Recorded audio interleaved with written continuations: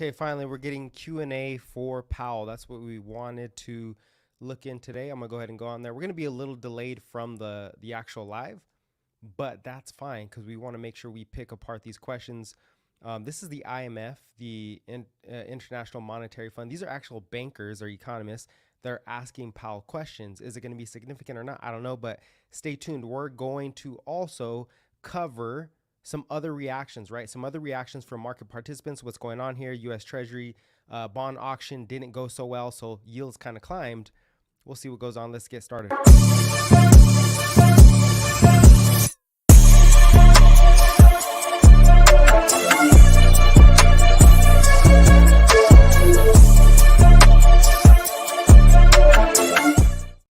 All right, let's actually, let me double check, make sure this audio is going to work. There we go. Okay, let's go. So she's about to ask Powell a question. Here, let me bring this down here. And we'll go over the markets right after this. Let's see what they're talking about. Hopefully it's something good. Hopefully we get some good content. Thoughts on that subject that Gita touched upon, which is the recent movements in the yield curve in these last many weeks. And I wanted to know if you think it's a changing in natural rates, so maybe Fed funds rates should be a bit higher, or this is just a steeper yield curve, like higher term premium, so maybe Fed funds rates could be lower. And also, I would like to, I'm a bit worried about over-tightening on a personal level, of course. So what would be clear evidence for you that rates are in restrictive territory enough, given the lags? I mean, we could be over-tightening. That's it. Thank you. So on your first question, on the implications of higher rates, it's when we move the federal funds rate around, the real point is to affect broader financial conditions, and broader financial conditions then affect the economy, the real economy, in ways that we broadly understand. But so we don't target any one financial condition. We look at broader financial conditions. So it's very hard to draw a direct line from one particular thing like higher bond yields to what monetary policy should do. So the first thing you would look at, though, is you'd look for persistent changes. Even then, and so then the question is, and Gita touched on this appropriately, which is why are longer run rates going up? And it really, the reason they're going up really matters, so we have to factor that in. So it's something we're looking at. We're certainly not going to ignore a significant tightening in financial conditions through that channel, but we don't have to decide. We're moving carefully now. We've moved very fast, and rates are now restrictive, and so we're going to be looking at this question, and not something we're trying to make a decision on right now. In terms of, I take your question to be why are long rates higher? I think there are many candidate explanations, and 5 or 6 of them. It's easy to get to a half dozen explanations. I think we really don't know. I think one thing to point out, though, is people are experiencing these higher rates are actually affecting people's mortgages. The costs of all their floating rate debt is being affected. So it's having an effect on the economy. You know that the standard thinking has been that this was largely about term premium. Then the question is, why term premium? I don't want to try to dive into all of that today, but it's something we're looking at carefully and just seeing. In terms of you mentioned over tightening, but how are we thinking? So I would just go back at the beginning. Really, the question was to move as fast as we could. As I went through with the chronology, in early 2022, it became obvious that we needed to tighten policy as quickly as we could, and also at a reasonable pace. So we did, and that was the main thing, was speed. The second question was going to be how high to go, and we're still on that question. We're still on the question of a policy stance that's sufficiently restrictive to bring inflation down to 2% over time. The next question will be how long to keep rates restrictive. And so we're looking at, there is no magic to it. We're looking at the incoming data, of course, but really we're looking at the implications for the outlook. It's really what are we learning about the outlook, the balance of risks, and all those things. And we're trying to make a judgment at this point whether we need to do more. And as I said, we did move very quickly. The speed is no longer, the main thing. The main thing now is to try to get to that right level. Of course, we don't want to go too far, but at the same time, we know the biggest mistake we could make would be to fail to get inflation under control. So that's not going to happen. We will keep at this until we succeed. So moving carefully and looking at all the evidence and trying to make smart decisions on behalf of the public. Let's go in the front here, sir. Thank you. I'm Charlie Kimball with the Korea Center for International Finance. All right, so we're going to pause it here. He said, they asked him about term premium, right? What is term premium? Let me read that for ChatGPT so you guys understand. And I'm going to pull up what term premium actually is. You can actually look this up, right? This is the best correlation for term premium, which is the MOVE index. The MOVE index is, here we go. The MOVE index is basically bond volatility, okay?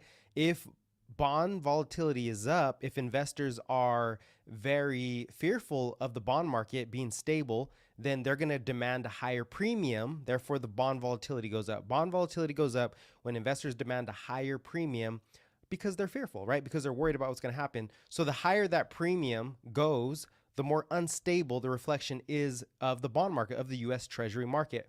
Right now, we're not really seeing it. It does spike. The highest spike that we got for bond premium or Treasury premium was back here in March of 2023. This was the banking crisis, right? So we're not even near banking crisis levels.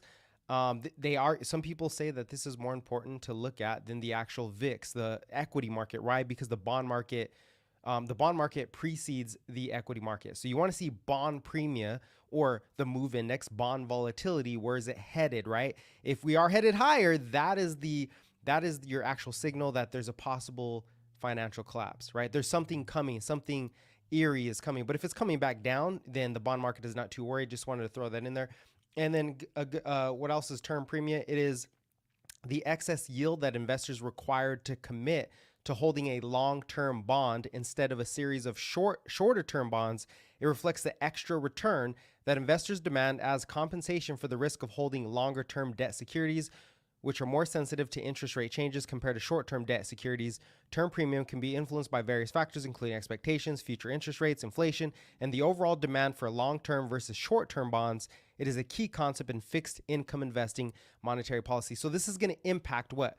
The actual 10 to 30 year yields more than anything, right? People buying long-term bonds because you're looking out into the future. So if you put a higher premium on it, you can think of it as, well, I'm going to charge you, for a house. If you're, it's like this, if you have a low credit score or your debt to income ratio is off, or you've shown to not pay back your debt, we're going to charge you a higher premium, higher rates, right? Just to actually take on this loan. So that's kind of what the MOVE index is. The MOVE index, in some sense, you could say, is the credit, right? The credibility of the U.S. Treasury. Is the credibility up? If the credibility is higher, that should be coming down. It's inverse, right? If the credibility of the U.S.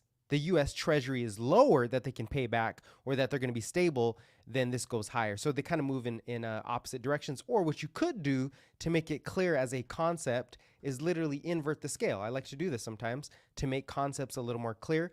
Invert the scale. Okay, so now what are we looking at? Well, as the MOVE index goes higher, more confidence in the U.S. Treasury, the bond market, the long-term bonds, right?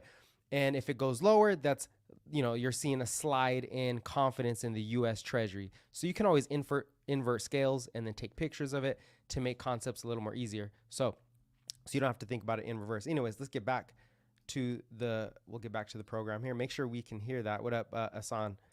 Make sure we can hear it. You guys let me know, okay? All right, here we go. Both in the United States and presumably in Israel, in 2020, fiscal policy and monetary policy were in line. And now they seem to be at cross purposes. That is, we have very easy fiscal policy here and presumably in Israel. Does that mean that the real rate of interest that you should aim for should be a little higher? Ha! Amir? Amir, do you want to go first?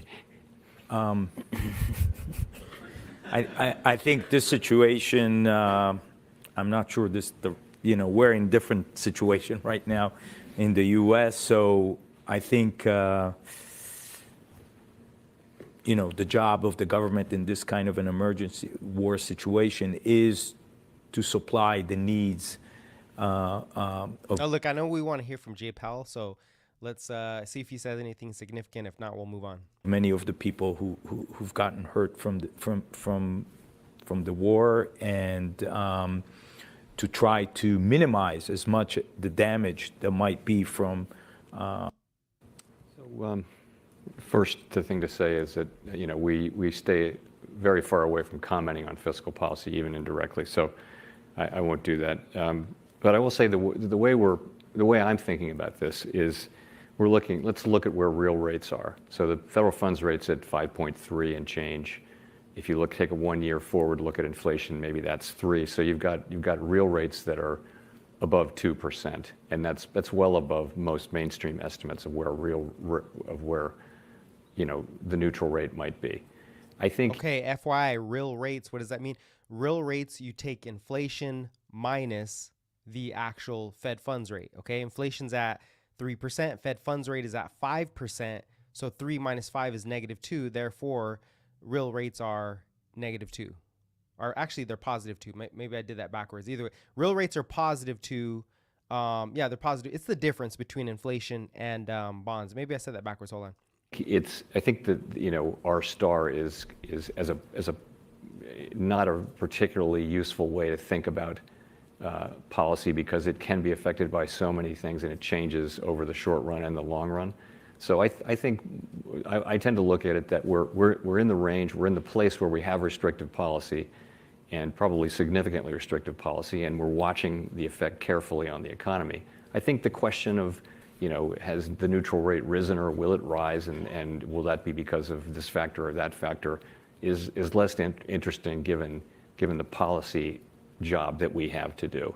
Of course, we have all the models and we look at them and things like that, but really I think about it in a more practical way. Final question, sir. Dr. Mamadou Ba from Howard University and Athletic International University in Hawaii. Actually, the biggest problem in the world economy is inflation. Why the Fed did not change its fundamental goal from unemployment to inflation?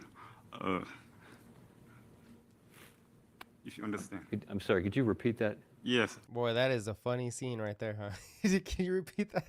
This is International Monetary Fund, so you're going to get a lot of countries. They don't all speak clear English, so it's kind of hard to understand what they're asking exactly. We probably heard these questions before. But anyways, getting back to it, real rates, when real rates are positive, you have restrictive policy, which means, you're actually in a good place if the economy is not falling apart. If we're in real positive real rates and the economy is strong, that's actually a really good sign, because inflation, it's pushing pressure down on inflation. Real rates are the current rates, Fed funds rate minus CPI. So if you're at 5%, right, to make the math easy, 5%, CPI is at 3%, you're at a positive 2% real rate. If it goes too high, if the real rate gets too big, your rates are way too big or way too strong relative to actual inflation, and you hurt growth. But in reverse, if it's negative real rates, then inflation starts to ramp up versus the rate. So we're actually in a really good position here. It's just Powell can't be too hawkish or dovish. He's trying to just thread the needle. All right, let's hear what this African is trying to say. Actually, the fundamental goal, the biggest problem in the world economy is inflation. Why the Fed, your bank, did not change its fundamental goal from unemployment to inflation like the ECB? Great, thank you. So we have a congressionally set mandate of maximum employment and price stability, and those two goals are equal under the law, and we can't change them. Only Congress can do that. We do have a provision. The question is, what if we're very far from one of those goals and not so far from the other? And what we do is when we say this in our constitutional document that we've written, it's not a matter of law, but our policy would be to focus on the one where we're farther away from the actual goal. So 2% inflation, we were a year or so ago very far from 2% inflation, and that has been our focus. As inflation comes back down, it becomes more of an equal weighting thing. And when you're equally far away from each goal, then the two are equal because they are exactly equal under the law. Thank you. So I want to thank our Hey, that was a really good question. He was actually, I couldn't understand what he's asking. He's asking, which one do you focus on more? Where do you, where are you going to focus on more, on employment, or are you going to more focus on pushing down inflation? Because you can't accomplish both at the same time. Where do you lean more? And he's saying, well, in the beginning, we leaned more towards inflation, so tightening policy. And now that employment, now we're at that tipping point where employment is now starting to take a hit while inflation's been making progress. So we're at the pause, right? So his answer is now they're equally a problem, and that doesn't mean hike rates or cut rates. That means hold. That's why we're in the pause. That's why markets, of course we had a rapid, rally, but we did say, hey, we'll pull back, fill the gaps, and then go higher. So we're at the pause. And the real question to think about is, what can markets do with a Fed pause? What can markets do with the Fed pause? What are the possibilities? What is the trajectory with a pause on the table? That could change, but right now that's the question. panelists, but I would like to give a chance to Ken to maybe have a final word, since this is this whole thing is for you. So I think people were pretty interested in hearing everybody else on this particular panel. I will say on this last question about fiscal dominance, it's a very different thing when you're at war and fiscal spending's taking up, I don't know the number, but half of GDP suddenly. Defense spending's taking up half of GDP suddenly, and there's no country which looks at its inflation targeting framework exactly there. Nobody does that. I don't think anyone fully did that even in the pandemic. You don't have to comment, but I mean that had a certain war-like feel at the beginning. It's a very different situation where you really need to reach into the toolkit because the national objectives are now, very different than just unemployment and inflation. So please join me and let's thank all our panelists today.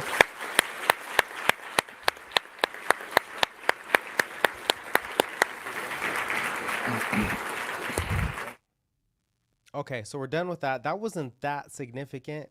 Same, nothing too surprising. I think the biggest the biggest takeaway for that whole meeting, it was kind of a boring meeting, but you kind of, you always want to stay tuned to see what happens, what's actually going on there. And we'll talk about why the market sold off. Well, first of all, the market is up tremendously. That's one reason the market sold off. It's up absolutely tremendously, right? Okay, let's get off of this and look at the actual technicals here. All right. So, somebody said the VIX goes up. So the VIX went up tight earlier today. So this is S&P, right? S&P 500. Here we go. Why is it selling off? Well, first of all, markets move up and down. They don't move, they don't move straight up or straight down. We're coming from a very, very vicious rally from the lows, and now we're just coming, we're starting to balance out. What did we say yesterday? That we'd come back and fill the gap. Orange. Green is the gap. We're coming back to fill or support the gap. We either support here on the SPY at 433, or we come down here. Now, what are the reasons we couldn't rally higher today, right? Are these accused? This is SPY. This is SPY.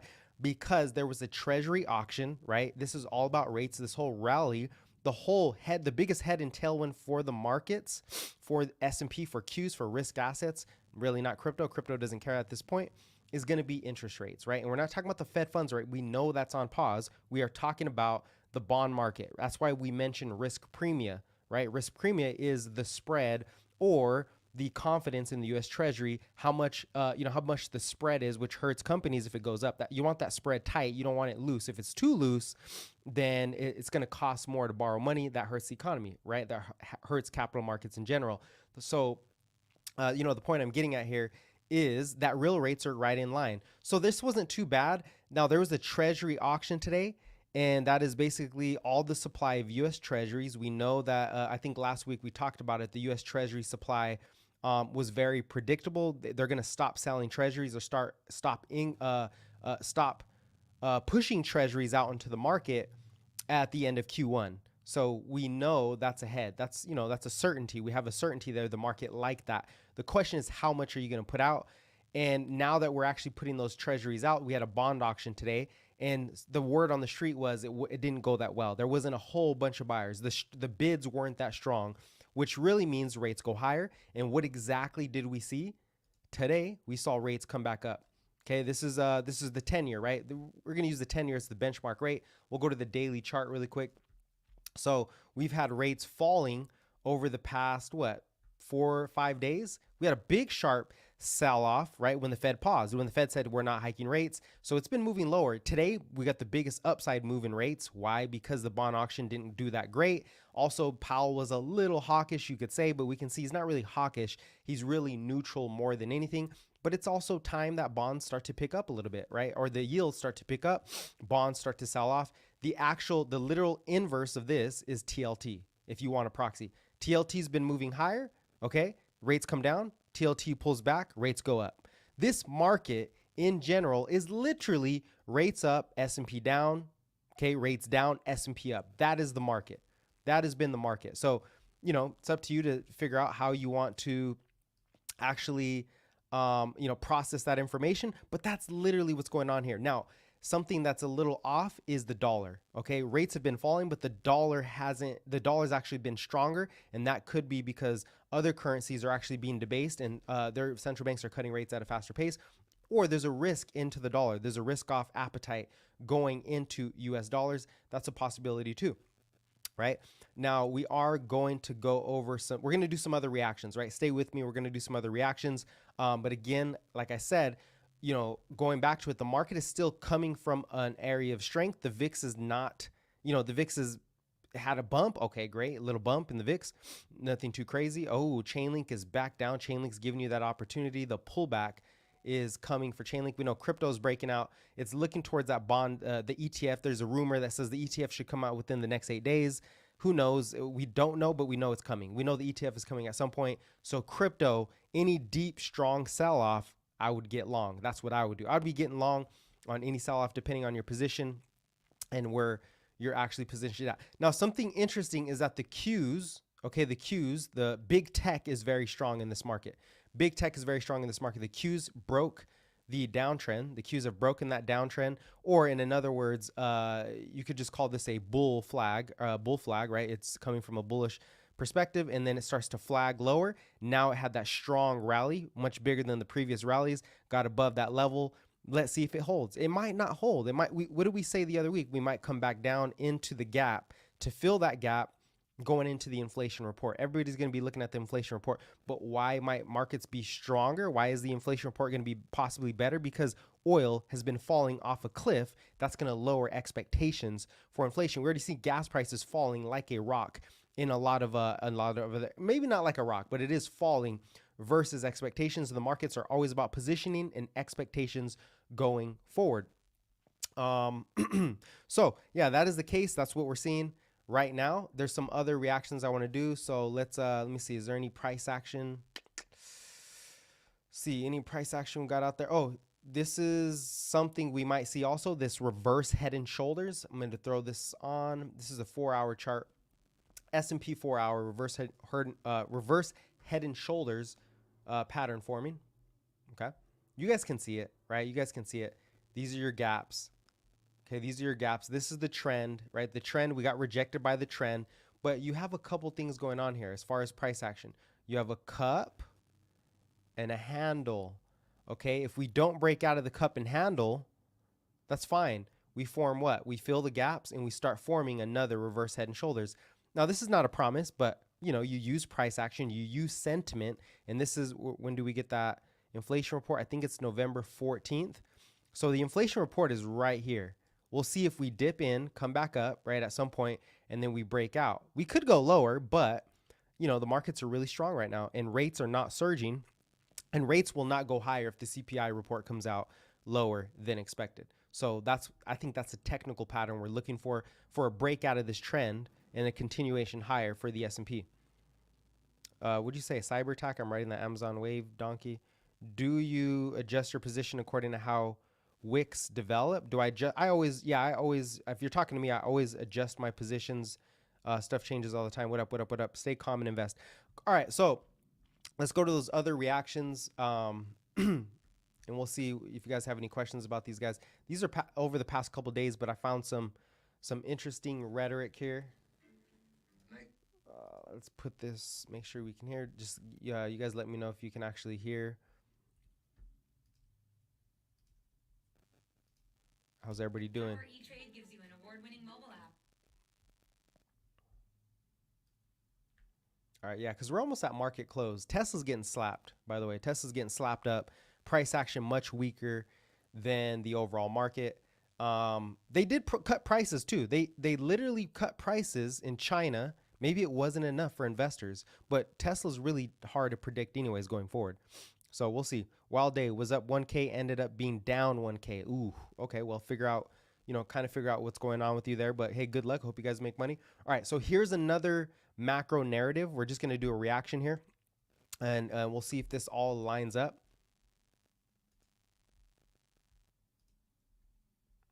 All right, let's go. This is T. Rowe Price, Sebastian Page. This guy was bearish, by the way.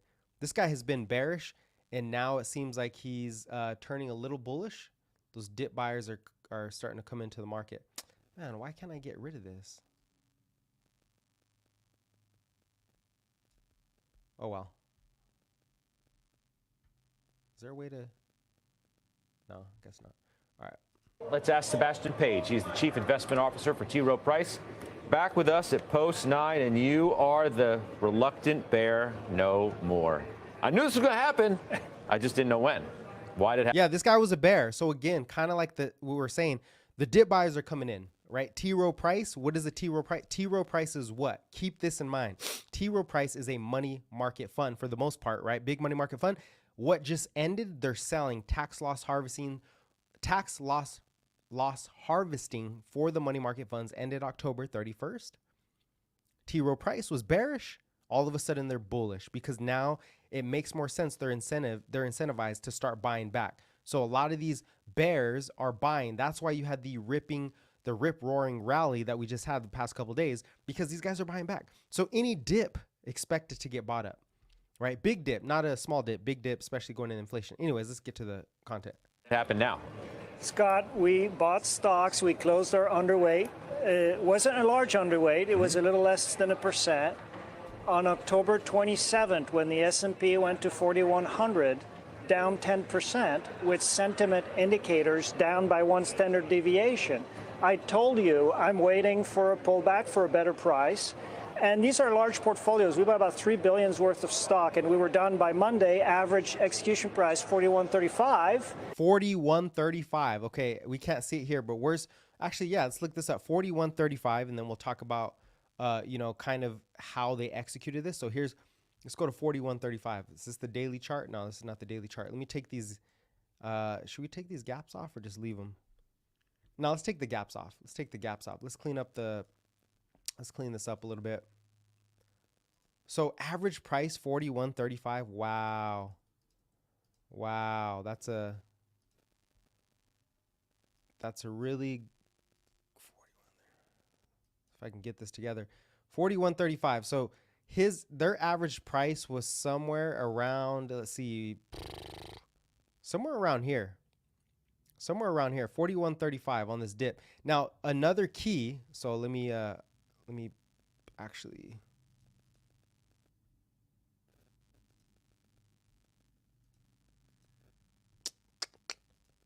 we'll just mark it up. So 41.35 was about, let's put it right here. They're coming back into that level. So they probably bought down here, but most of it was here. So he said 10% correction. So just to keep in mind, a 10% correction, correction is called a 10% correction is called a correction. A 10% drawdown is technically a correction in the market. That's where they wanted to get long. So you got that 10% correction, which came down about 412. And there's, pretty much right at the correction where you start to enter correction territory. That's where the buyers come in. It wasn't the 200 daily moving average. It wasn't the weekly moving average. It was literally a 10% correction from the previous highs. So they just wanted to see a 10% correction from the previous highs. And then they know, okay, and plus tax loss harvesting was ending. So all the selling was done and they bought that up. Okay, so I hope that makes sense for you guys. 10% is always a correction zone from the previous highs. Not really from all-time highs, but from the previous highs that you just experienced. All right, let's get back to it. Just want to show you why, show you where they started to buy and why, because it was a correction, 10% drawdown. And we're now neutral, fully neutral between stocks and bonds. We have some interesting positioning under the hood still, however. Okay, so you bought $3 billion worth of stocks. Can you give us an idea of the types of stocks you did buy? So for us, we went diversified. We are neutral between value and growth. We are overweight small and mid caps. And that's interesting because, yes, it is interesting. The S&P equal weighted is flat to down 1% year to date. Your Magnificent Seven is up 92%. I hope you guys heard that. Overweight small and mid caps. Who had the biggest rally during the correction? IWM. Who's IWM? IWM is a proxy. Well, it's an ETF for small caps. Those companies who have less earnings, right? Who are not really positive when they're earnings, who are more interest rate sensitive. So why are they getting bought up? Why would they be overweight these small caps? Because they believe this is a bull market. Because they understand the selling was a technical move. It's not really bearishness. The Fed has paused. They want exposure, right? These mutual funds are getting risky. Are you kidding me? The mutual funds are taking risks. They're overweight small and mid caps. That ought to tell you something about the risk taking going on here in the market. Okay. And I'm not talking about over the past 2 days or 3 days. This is one data point here. So just, take it with a grain of salt. But this is T. Rowe Price, very big mutual fund. They're buying the dip on small caps. Are you kidding me? So we think there's an opportunity to get more diversified in stocks over the next 6 to 12 months. So that was part of the positioning we went into. But I mean, if you're overweight small and mid, you must be in the soft landing camp then. I think soft landing is the base case. You have to balance two things right now. And it's actually, we're going back and forth with all the narratives. The narrative changed last week, right? And the week before was different. It's like narrative ping pong. But it comes down to the fact that growth has been surprising on the upside significantly, which you and I have talked about. Okay, and he's referring to the last third quarter of GDP. Now, keep this in mind as education, okay? GDP is a lagging indicator. So when you get the GDP numbers, you're actually looking backwards, but everybody wants to know, okay, is what we thought actually happening when we look back in the rear view mirror, right? You're looking in the rear view mirror, is what we thought that growth was going to be crappy. It was going to be down. We looked in the rear view mirror and it was stronger than we expected. Holy crap. The consumer is stronger. Holy crap. All these numbers were true. The Fed is done tightening and the economy is stronger than we thought in the past, in the back mirror, right? So they're counting this in, which what that really means is the last GDP being stronger than expected. The recession narrative isn't over. There's always a recession, by the way. Everybody's like, well, the recession's coming at some point. Well, duh, there's gonna be a recession at some point, but it keeps getting pushed backwards. And they're recognizing this, and this is why they're buying the dip in the market, because that recession narrative is being pushed back while inflation is making progress and the Fed is done hiking. Versus the fact that there are long and variable lags to a higher cost of borrowing, and that is something to worry about. I mean, the narrative may have changed a little bit, but the risks have not really. You still have the risk of higher for longer. Some would say, inflation's sticky. It's going to take a while for it to take that next major leg down to firmly put the Fed on the sidelines. Some would suggest valuation's still too rich. How do you address the risks that you still see? Now, look, valuations are being too rich. That's just PE multiples are too high, right? The market is overvalued. Well, guess who's been overvalued for the last 20 years? Apple, Amazon, Google, Facebook, Microsoft, Tesla. They've all been overvalued as far as valuations, and they still go higher. Why? Because it's really a misleading indicator depending on the sector you're measuring. It depends who you're measuring. If you're looking at McDonald's, you want really good PEs, you want low price multiples. But if you're looking at tech stocks that are looking into the future, it doesn't matter. Now, valuations, my point here is, you know what factors into valuations? Long rates. Well, those long rates just dropped tremendously after the Fed paused last week. Rates came down. They went from 5%, they got all the way down to 4.5 4.5 or 4.3. They did pop today, right? We just talked about the pop because of the debt, because of the actual auction on the debt. They popped a little bit, but nothing too crazy. So valuations are improving literally just by rates coming down. That's why big tech premium stocks, it's really big tech, can keep pushing the market higher. Oh, well, big tech's a magnificent seven. Well, it doesn't matter because the magnificent seven carry most of the earnings, by the way. Magnificent Seven or big tech in general carry most of their earnings going forward, and they benefit from the fiscal policy that's still coming in the fourth quarter. So, point being, these guys are getting long, as I said, because conditions are improving. I worry about three main risks. Rates. Definitely, there's still upside risk for rates. I agree with you, Scott. Inflation, maybe the base case is that we continue to normalize, but the risk is to the upside. Oil prices down, the market is sort of calming, but the risk is to the upside on inflation. And the third, you mentioned it, is valuations. You know, overall, the market is reasonably... By the way, the risk to the upside, I don't think so. I don't think the risk to inflation is the upside because oil prices are falling now. They're under 80. The U.S. is the biggest supplier of oil. The supply is going higher for the U.S. Oh, guess what? The consumption of oil is going down for the U.S. Saudi said that they would step in if anything were to escalate. The war is not really showing us that. Core CPI on a 3-month annualized basis at 2.5%. There's a lot of progress. There is deflation happening in the market, right? There is some deflation. It's not everywhere, but it is happening. You're getting progress. It's all about rate of change, not exact levels. It's rate of change, okay? Valued, but compared to bonds, stocks are more expensive than they were before this whole, the sell-off of 2022 and where we are now. So, the equity risk premium is most compressed it's been in 20 years. You don't use the equity risk premium to allocate tactically, but it's still one of the top 3 risks. Cash yields are higher than earnings yield on stocks. We're hoping things will pick up by... Cash yield is higher than earnings yield on stocks. Okay, cool. Any thoughts on that while I start to pick up the next... E-Trade gives you an award-winning mobile app. While I start pulling up the next reaction video? I think, too, just to finish the thought there, these money market funds are starting to buy back the stock market, and they're actually, well, him anyways, he's getting exposure to the riskier assets. Power E-Trade. The riskier assets being the Russell, right? The Russell. They're getting exposure to the Russell, and that means market breadth comes back. Let's before we watch the video, let's take a look at what the Russell is. What is the Russell? And what is the actual Russell? What are we looking at here? I told you these dips would get bought up. So let's go to the Russell. Yes, I'm taking a look at Chainlink here. A little bit. Russell 2000. The ticker for that is going to be IWM. These are the small caps. Now, they've sold off over the past couple of days, but it did have a large upside move, right? We went up about 8.5%. So they've been outperforming. Now you get the pullback. Oh, it's a higher low, or I'm sorry, it's a lower high. We're going to roll over. We'll see. This is a very strong line of support. I think the buyers will just keep coming in, buying the bottom here. They're getting exposure to the best of the best Russell stocks. You might hear the whole stock market recession is coming.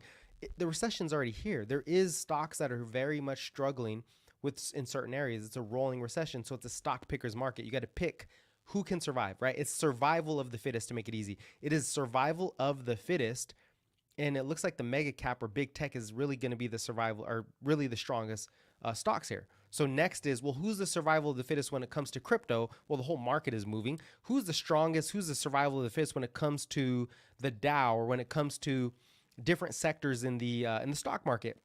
And you got to pick the winners. You can't just buy a basket. You can, but you got to pick the winners here. So and that's not advice for me. I'm just trying to show or reflect what they're talking about here, which is, well, rates are pretty much easy, and that's still a risk. Inflation, sticky, I don't think so. I think that's just another word for lag. Inflation is just lagging. That's all. It's not that sticky. It's sticky for the consumer, but for the market, it's not that sticky because it's all about rate of change. All right, let's get back to that. Let's get to the second part. What up, Dimaj? Nearly at 1K. Yeah, if you guys don't mind, if you're on TikTok, go jump over to my YouTube. Go check out the YouTube I have all the videos on there. And I would love it if you guys did subscribe to me. I'm almost at 1,000. That's what I'm trying to reach. If you want to help me out, go ahead and jump over there. If not, totally fine. And if you have a comment on YouTube so it can stick and I can address your comment. And then it'll be easier to actually address that comment. All right, cool. So this is Goldman Sachs. This is a Goldman Sachs analyst. I don't know who his name is. Anyways, big fall already took place. Yeah, that was a big rapid fall. All right, let's see what this guy has to say. Any comments? No? Okay, cool. My next guest here to share his macro outlook on what we can expect. He says Actually, you know what? Let me make sure you guys can hear because I always switch over and it doesn't work correctly. All right, YouTube. Make sure, let me know if you guys can't hear. hard part is over. Joining me now, Post 9, Goldman Sachs' chief economist, Jan Hatzius. Welcome back. It's nice to see you on Closing Bell. Great to be with you, Scott. I read your outlook here, and you sound pretty, dare I say, optimistic? I'm pretty optimistic, and in part because we have seen such strong signs that we can bring down inflation to an acceptable level without really hurting the economy. I mean, 2023 has been sort of a proof of concept of that. We've seen very substantial disinflation across not just the US and the developed economies, but a much broader group of countries that saw an unwanted and large acceleration in inflation to an average of about 6% in 2022. It's back to 3%. There's still some work to do, but we're on a very good path. You use interesting words in your outlook. You see tailwinds to global growth. So whereas, others would be a little more worried about where the economy is going to be in 24, you use words like tailwinds. What are the tailwinds that you see? The most important tailwind is strength in real disposable household income growth. And that is really driven by inflation coming down very substantially, wage growth. So he cites here strong real household income growth. And there's a couple charts that show the U.S. household as a percentage, well, not percentage of income, but U.S. households are wealthier than they ever have been. And a lot of that is just because their homes have appreciated in value, right? So a lot of the inflation actually you think is terrible. Well, it is, but it's all strategic. It actually helps some people. They can take out, they could take out debt on their house and increase more payments, or even take out debt to do investments in energy or whatever they want to do. So they still have a lot of wealth, more than they did pre-pandemic, much higher. And there are some red flags that we will go over, but those red flags are not materializing in a way that points to a deep, dark recession. It's just not there. It is a slowdown, though. It is pointing to a slowdown. We're probably going to get that. He also says a smaller drag from monetary and fiscal tightening, and a recovery in a smaller drag. There we go. So what does he mean by a smaller drag? Well, monetary tightening is done. The Fed is paused. So that's a bullish stance for not for the economy per se, but it is bullish for markets, because markets look 12 months ahead. They do not look over the next month. They're looking 6 to 12 months ahead, and they're saying, okay, the Fed is done. Cool. Now we don't have to price in a tighter financial conditions. And the beach ball can now be released from being pushed down, right? The beach ball analogy is it's like pushing a beach ball underwater. And then as soon as you stop pushing it down, it pushes back up. That's how the market is. It pushes back up automatically, right? So a smaller, and then fiscal tightening. Have we even had fiscal tightening? I feel like we've just had a lot of fiscal easing, which is the Inflation Reduction Act, the CHIPS Act. You could say, on the other hand, the fiscal tightening is the more they print, the higher bond rates go. Bond rates tighten the market. Well, we just saw the peak in bond rates. I think we saw the peak in bond rates. And if that's the case, you get peak rates across the board. Peak rates mean, okay, what's next? Well, the speed can now start to increase in the economy. Well, that's inflationary. We'll address that. Not really, because that's why the inflation report is so important that we're going to get next Tuesday to see, I think it's Tuesday, to see if it's really that inflationary or if we're seeing inflation come back in a real way. I don't think so, especially with oil being down, right? Everything points to Santa Claus rally or the continuation of the bounce that we just had. Also coming down, but coming down more slowly. So real wages are now growing, employment is still growing, and that is helping consumers. I would say that's number one.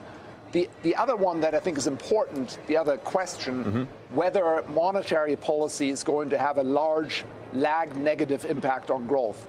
We think the biggest negative impact is already behind us. Interesting. So the labor market never falls apart.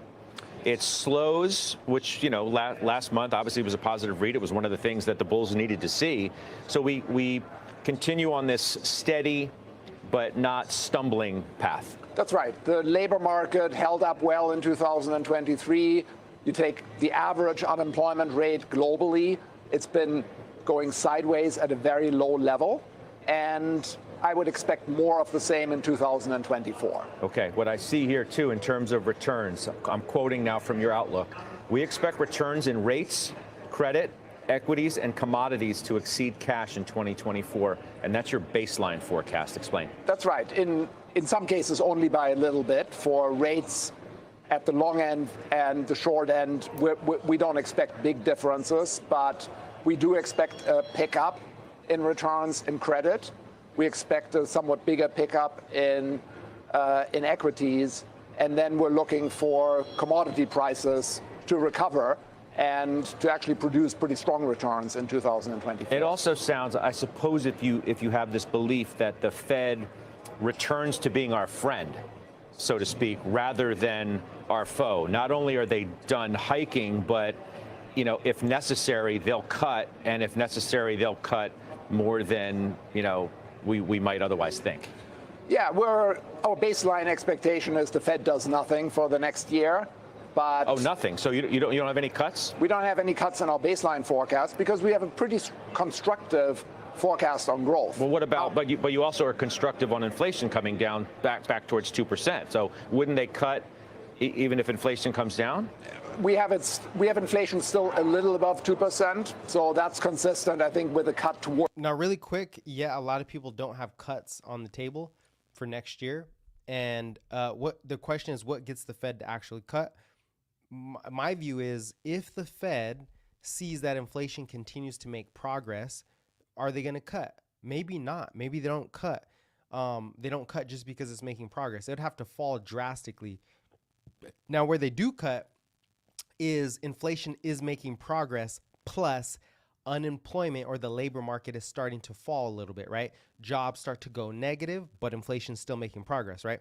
So we don't go into full deflation, which is inflation down, growth down. Right now, where growth is okay, inflation is coming down. Inflation is not rising on a month-over-month basis. It is growth that is starting to show, it's kind of called Goldilocks, where you're locked in growth and inflation. That can change drastically, though. So the point being here is, how does the Fed cut rates? Number one, you need inflation to continue to make progress. The only way they cut just based off inflation is if it drops to like 2% right on target, which is probably very unlikely, but it does make progress, right? And you have at the same time jobs start to go negative, or you have unemployment start to spike a little faster than expected, or GDP really falls off a cliff. So you got to get a real fall in growth expectations with inflation making progress. So far, all commodities are falling. If you look at gold, well, gold's not really an economic force. It's more so like a store of money. But if you look at oil prices, they're finally rolling over. If you look at the biggest commodities, you're looking at wheat prices. Those have been falling like a rock. Iron ore has been falling. Natural gas is pretty low. You also look at, what is the big one? Copper. Copper's coming down, right? So a lot of the commodities are not pointing to inflation at all. Where's the inflation coming from? I always say it's not coming from anywhere. The only place it could have came from was from oil, from energy, and that's not the case right now. So we'll continue to go here. Towards the end of next year. However, if things were to be weaker in 2024, if we saw an unanticipated speed bump or maybe pothole in growth, they could cut in response to weaker numbers because inflation is now in a place that would allow them to cut. Power E-Trade. Okay, what were you guys asking on TikTok? Something about rates being cut.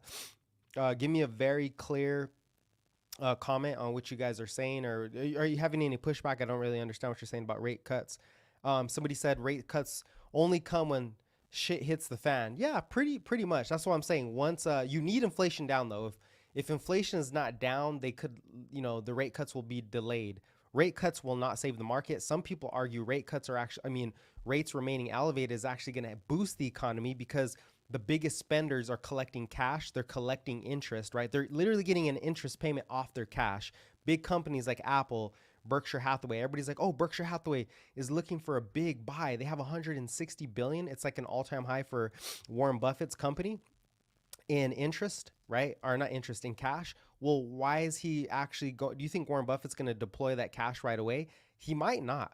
He might not deploy the cash simply because he's earning 5% on it. Why not just earn risk-free 5% until something breaks and then roll that cash into something that they really are interested in, right?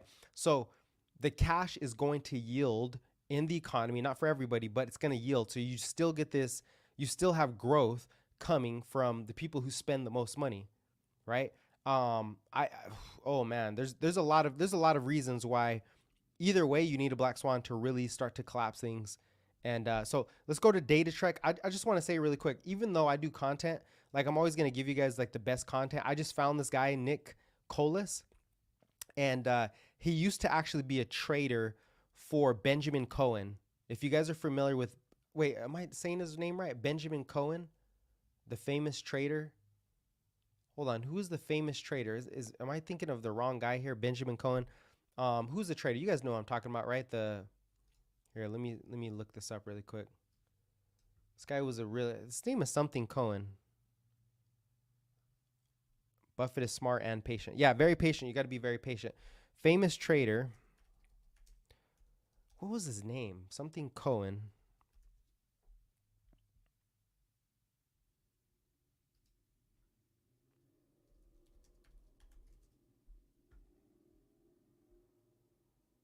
Steve Cohen. There we go. Steve Cohen. Who is Steve Cohen? That is the question. Who is Steve Cohen? Steve Cohen. Here, you guys have probably seen his face. Let's put this in here.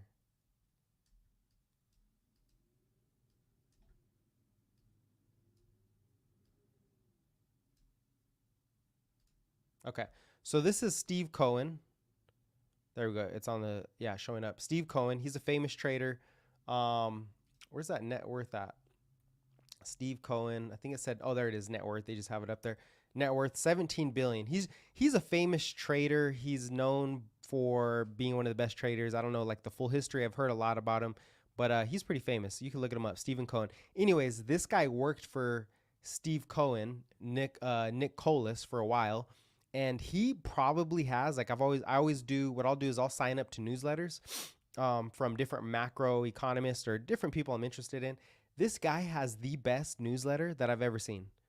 So shout out to him. Go follow his newsletter on or follow him on over on X. I want to say Twitter, but he has one of the best in-depth analysis of the market. I'm like, holy smokes! I got to start listening to him a little more frequently. But let's look what he's talking about, or let's listen to what he's saying about the market here. Steve is the greatest inside trader of all time. So you know about him, yeah, Steve Cohen. So what he's saying here, and there's a bunch of stuff he's talking about. I'll see if he has his charts up here. Demand for electric vehicles in the U.S. is slowing at an unexpected development for the industry, for an industry accustomed to seeing hot vehicle lines hold consumer attention and spending patterns for 10-year treasury rather than 24. Okay, I see what I'm saying. So basically demand for EVs is down. And keep this in mind, he's very bullish on Tesla. So he's not bearish on Tesla. He's bullish on Tesla. He's talked about it many times. He thinks that the only survivors over the next 5 to 10 years are going to be Tesla and Toyota. That's his take. He also says EVs are now much more like traditional vehicles, subject to the whims of interest rates, right? So you're not going to get that fiscal support as much as you did in the past. They're more sensitive to interest rates because that's just how it is now. Macroeconomic conditions and deeply flawed industry structures. And he used to actually do a lot of research for automotive. So he's in the automotive industry for like 20 years.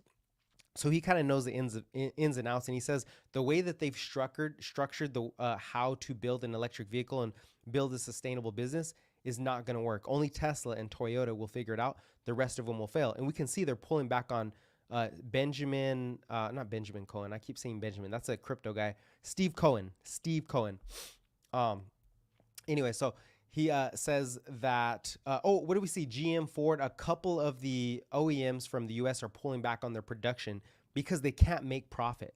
They just cannot be, it's not profitable. They're failing, blah, blah, blah. So really Tesla is being tested at the moment, but they're going to come out on top when it comes to EVs, and they might have a rough time on the way. But eventually when everybody's cleared out, it's not that EV demand is going to disappear. It's just that interest rates are too high. So we are at the end of higher interest rates, right? Which points us to, well, when interest rates start to drop, or the expectation, expect Tesla to explode and whoever else can actually survive there. All right, so this was interesting too. And this is pretty much the average drawdown of earnings. So number of quarters from trough to new highs in earnings. So what he's showing here is that if you go back to the 1990s, or if you go back in time, the Gulf War in 1990 to 1993, this was also the savings and loans crisis also. So that coincided with the recession. So he's looking at different recessions. The peak to trough in earnings, meaning peak earnings all the way down to the bottom of earnings, which we're in the bottom of earnings right now. We're pretty much about to bottom out in earnings, was 6 months here. And then dot-com bubble, 6 months from peak to the bottom, 9 months for the great financial crisis. The pandemic was quick because the Fed stepped in, right? Which is, I think, the narrative here, that if something happens, the Fed steps in pretty much. And the EPS earnings peak to trough, so the actual earnings projections, which is really nerdy talk, was 16, 30%, on average 31% drawdown in earnings. So on average, which you get from quarters from trough to the new earnings high, which is, we're in the bottom right now. So what he's saying is, on average, we should see earnings start to peak again over the next 6 months, which would be what, 2025? That would put us at the end of 2025. So basically earnings should start moving higher by the correlation all the way till 2025. And then you have another earnings recession, or you have a slowdown in earnings going forward. Now what he's saying here is S&P 500 earnings declined by an average of 31% during a recession. And it typically takes 3 years from earnings to recover. And he's talking about 3 years from the very top all the way down back up. So if you go to the top, that was 2021. I think we peaked in 2021 or 2022. We peaked in all-time high earnings. And then if you look 3 years out, right, that would put us at 2025 to the peak again.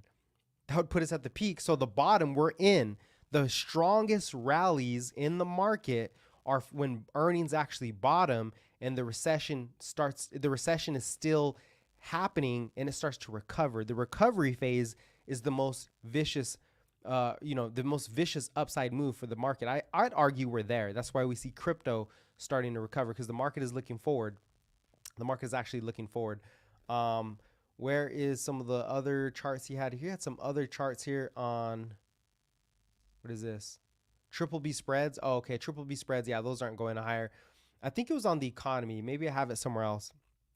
I'll try to pull it up somewhere. What else is demand for electric vehicles? No, we read that. He has a lot. His newsletter is deep. It is really deep. Let me see if I can find it. Actually, I'll see if I can find it here. Until then, let's go back to the charts really quick, so we have something to look at. IWM.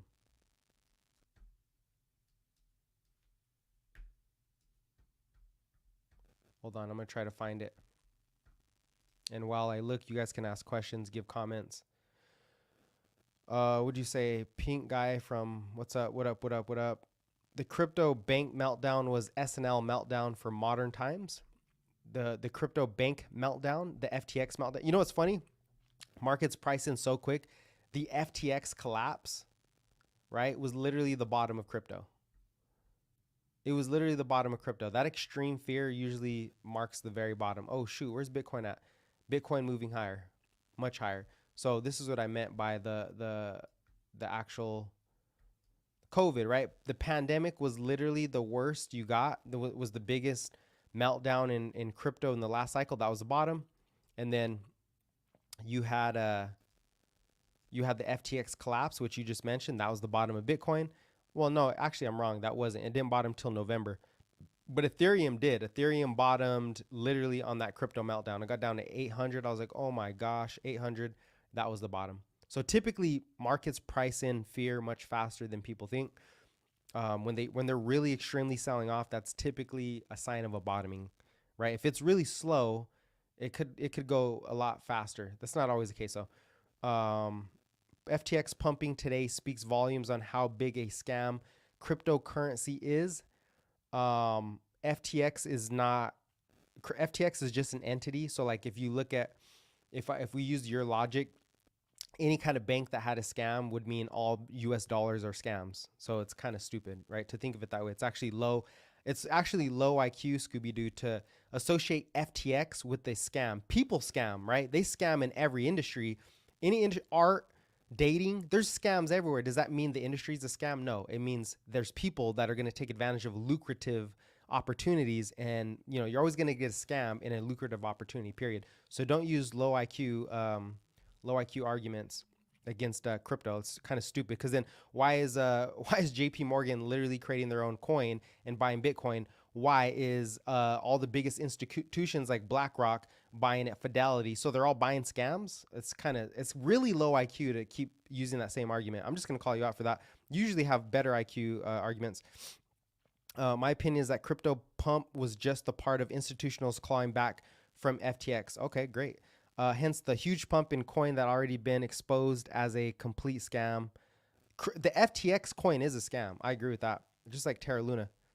Stephen Cohen made money through insider trading. He was almost locked in. Yeah, I think he did go to jail for a little bit. Yeah, that's a scam. If you're talking about that coin, but when you talk about the whole industry, bro, that's like saying the whole internet is a scam, because there's mostly scams on the internet. So the whole internet is a scam. It's just dumb. I don't know if you're actually trying to say that. Anyways, Ethereum, on the other hand, is starting to break out at this point, and I'm going to find that. But Ethereum is actually starting to break out. Let me go to the crypto really quick. I think it's ETH to BTC is what you want to see. You want to look at. It's at the bottom of that channel, right? This is the big wedge pattern. This is the big giant wedge pattern, which is Ethereum versus Bitcoin relative to Bitcoin. And it's holding that uptrend. Here, let me bring this down for you guys. It's holding that uptrend. So Ethereum, when Ethereum breaks out, then I think what's happening right now, you're getting altcoins break out first, and then you're getting Bitcoin breakout. That's usually what happens. Altcoins break out, Ethereum breaks out, and then Bitcoin moves, and then it rotates right back around. The rotation is not always succinct and in order, though. It's not always in an order, but for sure, altcoins are moving up first. Chainlink has been leading, not all the altcoins, but the top 20%. And then you have Solana also, or Soylana, some people like to call it. They'll probably they're going to do good. Don't get me wrong. Also Soylana. All right. So yeah, ETH to BTC breaking out. Anyways, Ethereum on the chart is breaking.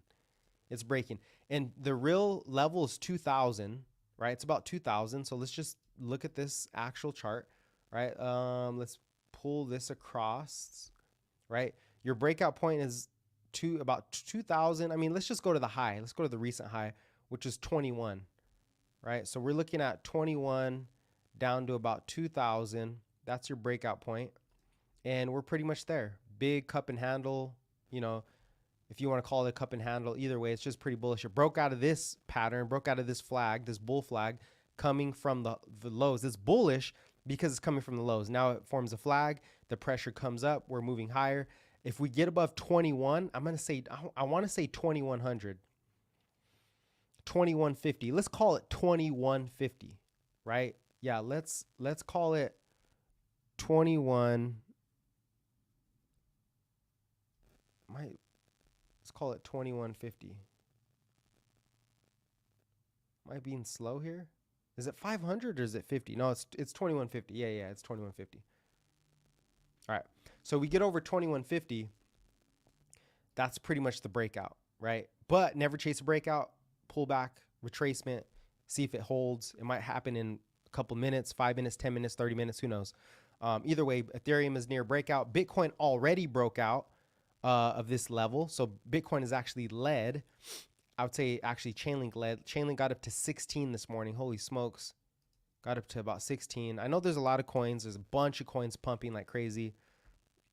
But I'm just highlighting kind of the best coins here. So 2150 is the Ethereum breakout. Chainlink versus ETH still did pull back versus Bitcoin versus XRP. Yeah, It's already been said FTX was just the tip of the iceberg. What else do we have here? Not really. They're not investing. They're just providing another tool for retailer ETFs. Doesn't mean they will invest themselves. Well, they have to.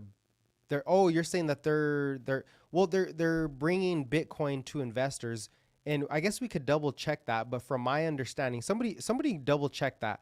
Doesn't because this is my knowledge. This is what I know. In order to provide Bitcoins, right, they have to mine them. There has to be a big buyer of Bitcoins. If there's demand for Bitcoin, if there's a lot of demand for Bitcoin, BlackRock is going to have to buy Bitcoin through Coinbase to get those Bitcoins. Maybe I'm saying it wrong, but for the most part, there's huge demand coming into the market. I think you guys are wrong. I don't know. Well, I guess we could argue that, but I think you guys are wrong. There's a lot of demand for Bitcoin. And if you're creating ETF, what happens is you have a lot of buying pressure. So just use common sense here also. Common sense is the demand for the ETF are people who were never exposed to Bitcoin. They couldn't be, right? 401ks, asset managers, hedge funds, they couldn't be exposed. And now they can buy Bitcoin through the ETF, and that doesn't mean more demand. I just don't see how that works. I think you guys are tripping. If you actually want to join. You have 2,000 followers, your residents. If you want to explain what you're talking about, I don't really get what you're saying. Maybe I'm confused at what you're saying. I'm just trying to read it. It's already been said that FTX was just the tip of the iceberg. Okay, cool. I'm not sure about that. Barry Silbert Winklevoss. Okay. Let's see what else we got here. Appreciate it, Dimash. Chainlink is in the race for the fastest horse, outperforming Bitcoin. Top 20 fastest pace increases for sure. Yeah, Chainlink, there's a lot of institutional demand. If you go to Link, actually, let me pull this up. This is the Chainlink Trust. There you go. Institutionals are buying. There you go. Yep, exactly. Doifer. Institutions are buying G-Link since they can't hold Chainlink in compliance. There you go. There's the terms, right? Which is a lot of institutions can't go on the blockchain and buy the coin, so they're going through a trust. And Chainlink, G-Link, which is the Chainlink Trust, I think it's on Grayscale. That thing is already at $50, right? Chainlink itself is, what was Chainlink at? 14, 15? This thing got to 50. So there's way more demand than there is actual supply. And we know this is in demand. So you can argue against Bitcoin or whatever, but we know this is in demand because Swift is using it, the biggest payment rail in the world. The whole tokenization of all real world assets demands a protocol. For that to happen, that protocol is CCIP. CCIP is part of Chainlink, so you need the Chainlink token. So there's your demand. I just think a lot of people are just undereducated on how things actually work, or they see headlines and they say that doesn't work. Always open to debates if you guys ever want to debate. What else do we got here? They don't have to have the underlying asset to be able to issue. Well, it's regardless, there's demand for the ETF. Like you can get off that point, there's demand for the Bitcoin ETF, right? So that's more demand. It's just common sense. Court says decision for BTC ETF is coming January 2024. Okay, is that why I think Bitcoin just sold off? Let's see. Yeah, this narrative is going to get played around with a lot. But everybody wants to front run all the demand coming in. You have to make a distinction between institutional buying for themselves or buying for their customers who demand it. Retailers, sure. But there's still demand that didn't exist before coming in. I don't even know if you're right. I'm just saying there's still more demand coming in regardless. There's a lot of institutional demand for Bitcoin, especially when the price goes up. When the price goes up, that usually brings in a lot more demand. You already see people talking about crypto a lot. It was the DOJ that said FTX was the tip of the iceberg. Okay. You trust the DOJ? Because they said they had a comment. Who knows what they... I mean, I think it is the tip of the iceberg in terms of Sam Bankman-Fried, what he's been up to with Alameda. I think that is the tip of the iceberg, right? So, I can agree with that.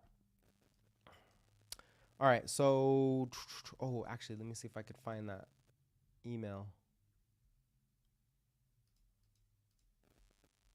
Here it is.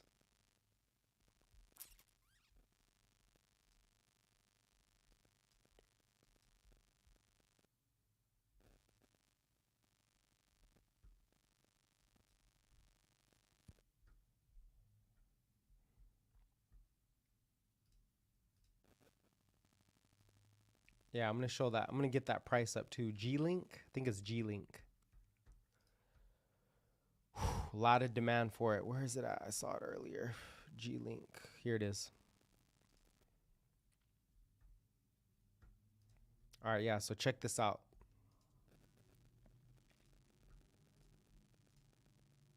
So this is, oh, it's at 40 now. So it's at 40. It got up to what? It got up to, ooh, let me push it over here. So G-Link, which is the Chainlink Trust, actually it got as high as $58. Was this today? Oops, what did I do?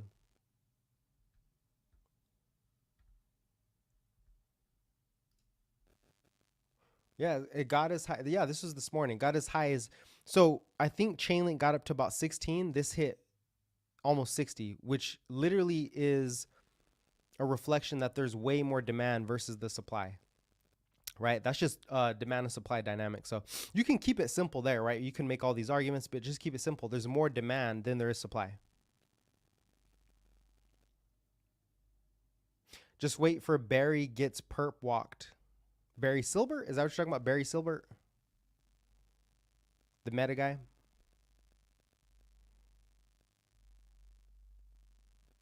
Link killed it already. Yeah, Link killed it. I mean, I still think Link has a long way to go. I think Link has a long, long way to go just from the fundamental backdrop.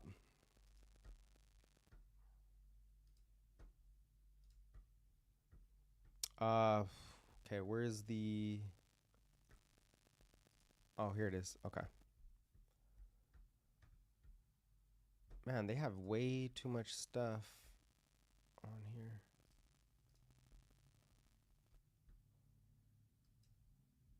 Total crypto market. I think it's going to be interesting to see how the total crypto market moves versus the NASDAQ. I think it outperforms the NASDAQ for sure. 1.5 trillion versus, okay, let's see if I could find that thing. Here it is. Is this already new?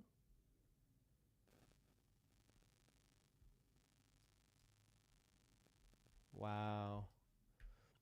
Yeah, go follow Data Track. That guy has such good data. What do we say? Chainlink is going to 100 plus this bull market. It's her turn. I think, yeah, I mean, I think at minimum it goes to 80. I think it goes to 80 minimum, 85, 90. I think it can go to 150. I mean, shoot, if we have a very good macro change, inflation comes down, the Fed eases rates down, employment stays, above trend, I think we could capitulate to 200. A lot of people have it going to 300, right? But that's exaggerative. For sure, it's going to hit 100, in my view. I'm pretty confident it hits 100. Anywhere between 80 and 250. Yeah, that makes sense. 80 and 250.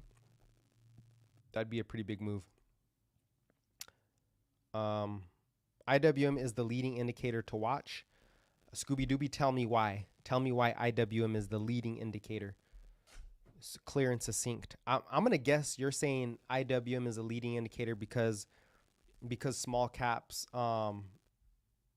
represent.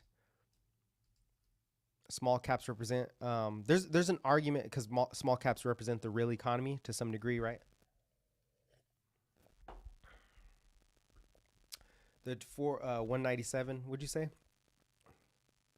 Oh, the 4.236 for Chainlink is at 197. Yeah, I think it. Hey, did you guys know that Chainlink in the last cycle actually did 100x? I think it was May of 2019. It was at 20 cents or 30 cents. It was actually lower than 50 cents, but let's just start with 50 cents. It went from 50 cents to $50. It did 100x in the last cycle. So if we look at this cycle, I mean, does it do 100x this cycle? I doubt it. But if we go to $5 where it kind of bottomed, and let's say you do a 25x instead of 100x or 50x, let's do a 50x. That's what 100x would be. It moves to 500. A 50x would be a 250. So you could be more conservative, do a 25x. We're talking 125. So yeah, a lot of upside for Chainlink. And the thing is, there's a lot of coins that have a lot of upside, but they're not they're not really, they don't have the fundamentals to back, right? Chainlink, the news for CCIP is so powerful, it could do a lot more than most other coins. What does Scooby Dooby say? Something funny? Just look at its telegraphed the spy lately. It telegraphed the spy lately. Oh, just based off of the market. Okay, I could see that. I mean, you see people stepping in buying IWM. The reason I wouldn't say that IWM really leads too much is because there's not really people are underweight U.S. stocks, right? So does this represent the economy? Maybe it just moved sideways, right? It's just been moving sideways. So IWM could be representing the economy, as in it's not really booming, it's not really falling apart. I think it represents small business to some degree. I mean, literally, it is smaller businesses, not really startups so much, but smaller businesses. So they've just been moving sideways, right? No cracks. Also, the other thing to look at is there's very low funds in the S&P. There's a lot of mutual funds and hedge funds, institutions who've been selling stocks. So there's not a whole lot of cash. IWM's a good barometer. It's a good barometer when everybody's risk on, right? It peaked in November. Let's go back to last year when everybody was in the market. It actually peaked in November. This was the consolidation, and it peaked November 21st. This was the day, well, it probably is the day or the week that the Fed paused, or the Fed said we're going to hike rates, and it sold off first. So IWM peaked before the S&P and the NASDAQ peaked. I think actually NASDAQ peaked in November also. So it peaked because it's kind of looking forward. And so, yeah, I think the bottom of IWM tells us something. It does tell us something, but the market is drastically different than it was in the past. Like if you look like past 20 years, I would say it's a lot different. It still gives you a signal, sure, but we're moving sideways. If it breaks down and starts making new lows, yeah, there's probably something brewing, something happening in the market overall, for sure. Which coin has the best earnings and margins? They're actually see, this is Scooby Dooby. This is why your question itself kind of reveals how uneducated you are on crypto. There actually is earnings and margins in crypto. You just don't hear about it. The projects generate revenue. Chainlink does. IWM is most affected by rates as the companies carry more debt and less EPS. Yeah, true, 100%. I agree. Don't you think BlackRock would have already bought BTC anyway? Anyway, we can check if they have bought already. I don't know. I don't know if BlackRock's bought. And when I say BlackRock, like kind of the theory is that because Michael Saylor, he bought a bunch of Bitcoin. Nobody knew because it's not one big buy. It's a bunch of small little buy orders, right? It's a bunch of small little buy. They don't want to, nobody wants to reveal that they're a whale. So is it BlackRock buying? I don't know. I have no clue, to be honest with you, because if we all knew that, the price would be much higher. That's just the thesis, right? It's kind of like the market too. If JP Morgan, if the biggest banks start buying equities, you don't really know, but you could see it in the pattern. You could see the price action. So I don't know if there's a way to tell, but I mean, the ETF itself is literally opening a valve to more liquidity. I just don't see, like, if we go down to brass tacks here, not get too technical, the ETF literally means more liquidity. Supply and demand. And also the supply of Bitcoins are going to be cut in half. That's also the reason why people are going to front run this rally. Probably peaks at some point and then comes back down rapidly. But the supply of Bitcoins are going to be cut in half in about 6 months. So more demand, less supply. You do the math. Hey, appreciate it, Nash. Appreciate it, bro. Glad I can provide some value. It'll be on the balance sheet assets like with Bitcoin miners, MSTR. Oh, I see what you're saying. I see what you're saying. It'd be on their balance sheet. Yeah, I don't mean, okay, I see what you're saying. No, I don't mean BlackRock is buying it directly onto their balance sheet. That would be insane. I would just say maybe I don't know. I'm not gonna actually. I can't say. Somebody do some research on that. How do we know BlackRock is buying? Is there a way? I don't know. I've just heard that they're gonna buy. They have to buy. Would you say? Oh, okay. Yeah, I know what you meant, Tigger Media. Or it could be Coinbase too. It could be a lot of buying on Coinbase privately. I really don't know. Maybe they can buy and then it doesn't get revealed till later. Who knows? Or maybe I'm wrong. Maybe the buying doesn't happen till after the ETF, because then people can actually be exposed to it, right? I don't know. I actually don't know exactly. I'm not an expert on that.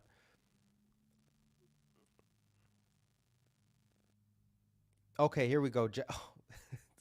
Jessica, what up, Jessica? Um, hey, go follow Jessica from CNBC. We finally got some common sense in here. I know I need to do my research. Hold on. Would you say IWM is effective? Yeah, that is true.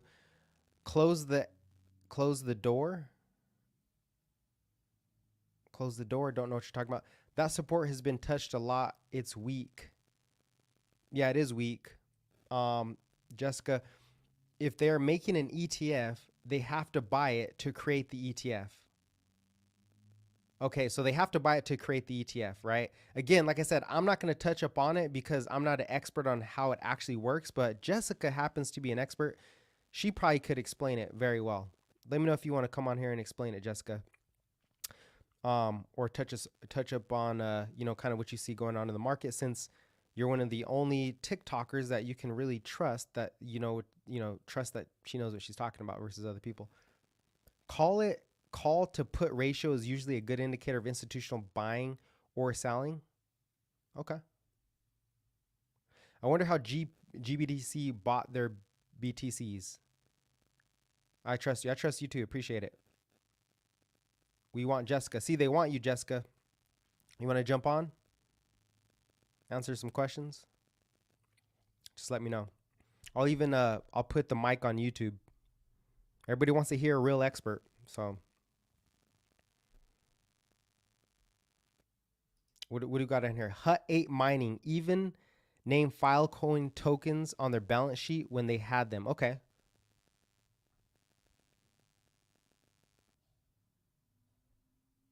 Okay, that's fine.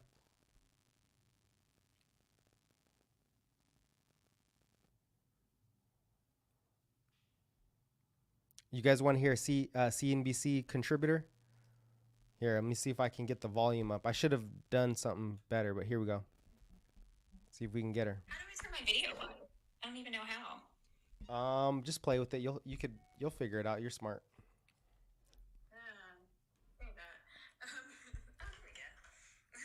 Oh, there we go. All right, let me get away from my bathroom. And here, yeah, I'd love to talk about the market, and thank you for the kind words. I appreciate that. Of course. And also, let me make sure I don't have anything sensitive up. Okay. What would you like to talk about, Jeremy? Now, real quick, listen, hold on, real quick, guys. Okay, Jessica, okay, she actually goes on CNBC. She knows what she's talking about. I've seen her content. Very smart. She taught me a lot of things also. So usually I don't bring people on here smarter than me. No, I'm just kidding. But I'm at 991 subscribers. I was like, I'm gonna bring Jessica on YouTube when I hit 1,000 because she deserves better than 900. But we're a little early here, so you'll hear from an expert. First off, ETF. Doesn't BlackRock have to buy Bitcoins to actually contribute to or to create the ETF? What are your thoughts on that? Yeah, they do, but since it's not public yet, we don't have any information. So they will, and I also don't have a prospectus in front of me and have not looked into it, but we probably could find that really easily. So whenever they create an ETF or any type of fund, because everything's super regulated, you could pull up the prospectus and see exactly how they do the share creation. I'm assuming it's something super passive, which means there'll be arbitrage and things like that. But that would require a lot of buying of Bitcoin in order to create that ETF. And that's why things like options affect the market and all supply and demand. And that's when technical analysis will just be really, really great. But what I think is interesting and why I think it's also rallying more is I've noticed it happens around a lot of fiscal uncertainty, and we just had a lot of treasury supply enter the market. And when you have treasury supply enter the market and you've got the Fed Fed saying that fiscal uncertainty is something that they see but not part of their mandate, and increases in deficits in comparison to GDP. Anything like that that puts some uncertainty geopolitically or on the government tends to make Bitcoin rally. So that's happening in addition to that, I think is contributing to it, and then also is pushing past some of those key resistance levels that you are so good at calling out. So I'm going to say you're great. Thank you. It always feels good from an expert. I'm like, oh yeah, I know what I'm doing here a little bit. Also, what I was gonna say, Tom Lee. I think Tom Lee was saying the other day that once you open up the BTF or the ETF, you're gonna see. I think he said like 50 million inflows per day, something like that. Very bullish. And I know people hate on Tom Lee for being so bullish, but he's been right. I think he's great. He's my favorite research, actually. Yeah, me too. He's been right for what, since last October? So. He's good. He's great. Yeah. Yeah, he's now another thing. Let's talk about inflation here, okay? Because I got somebody here. Let me bring this up. Okay, Jessica can talk about inflation. How do you see the inflation backdrop? I'm gonna pull up her picture so you guys can see who's talking.